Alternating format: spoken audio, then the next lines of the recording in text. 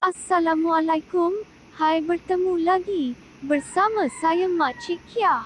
Muncul lagi seorang wanita yang pernah dikaitkan dengan pelawak syok Sahar, mengejutkan semua pihak apabila dia mendedahkan laporan polis berhubung kes cabul melibatkan pelawak tersebut.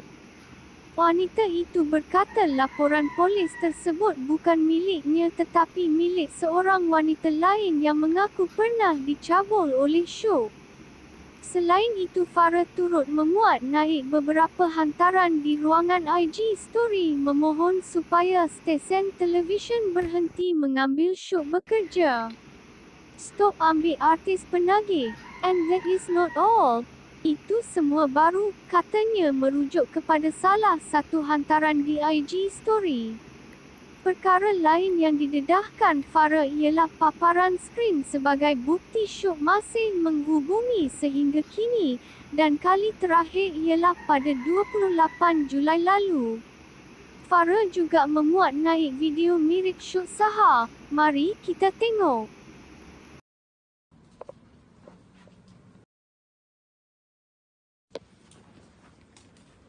Syok juga mengesahkan video itu adalah video lama. Apa pendapat anda semua, adakah video itu video lama atau baru?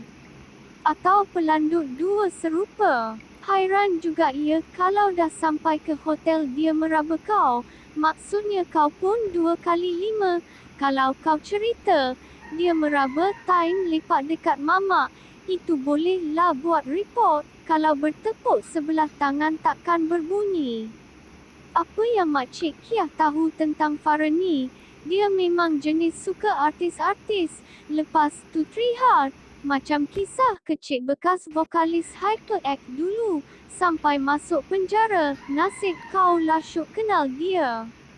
Macam-macam sekarang kan. Okey lah, jangan lupa subscribe.